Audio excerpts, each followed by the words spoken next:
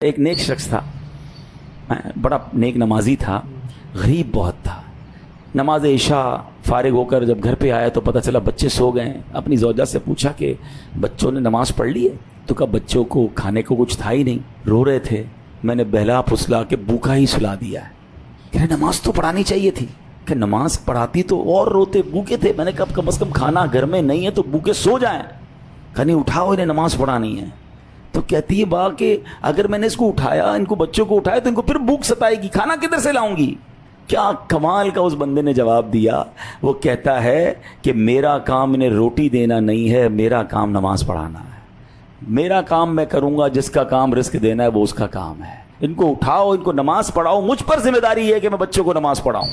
بھوکے سوئے ہوئے بچوں کو جگایا گیا، نماز کے لیے بچوں کو کھڑا کیا۔ ابھی سلام نہیں پھیرا تھا، دروازے پر دستک ہوتی ہے، ایک شخص باہر کھانے کی ٹرے لے کر کھڑا ہوا ہے کہ آپ کے لیے کھانا بھیجا گیا ہے۔ بچے نماز کے بعد پیٹ بھر کر کھاتے ہیں۔ کاش یہ بات سمجھ آ جائے، رزق کا وعدہ رب کا ہے، مغفرت کی کوشش میں نے کرنی ہے، نماز میں نے پڑھنی ہے، اپنے بچوں کو پڑھانی ہے۔ ہم بچوں کو دنیا کی ساری تعلیمات دلواتے ہیں، میں نہیں کہتا دنیا کی تعلیم نہ دلائیں، اگر شریعت کے دائرے میں دلائیں، مگر اپنے بچوں کو دین بھی تو سکھائیں نا۔ ہم صرف دنیا میں اپنے بچوں کو پیسے کمانے کا طریقہ بتاتے ہیں۔ بھائی پیسے کمانا کا سکھاؤ گے، سخاوت کون سکھائے گا؟ زکوٰۃ کے مسائل کون بتائے گا؟ لوگ بچوں کو مالدار چھوڑ کر جاتے ہیں مگر دین نہیں سکھاتے، وہی بچہ اس مال سے حرام کام کر کے ماں باپ کے لیے عذاب کا باعث بن جاتا ہے۔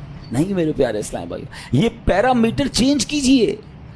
مجھ پر اور آپ پر بھی جو ہماری ذمہ داری ہے کہ ہم نے اللہ کو راضی کرنے کی کوشش کرنی ہے۔ رزق کا رب نے وعدہ کیا ہے، وہ ڈھونڈ کر پہنچے گا۔ اور بالکل ایسے ہی آپ نے دیکھا کہ بندہ کہتا ہے میں نے اللہ سے جو وعدہ کیا ہے مجھے وہ وعدہ نبھانا ہے، نماز پڑھانا میری ذمہ داری ہے، کھانا کھلانا میری ذمہ داری نہیں، وہ اللہ نے ذمہ لیا ہے۔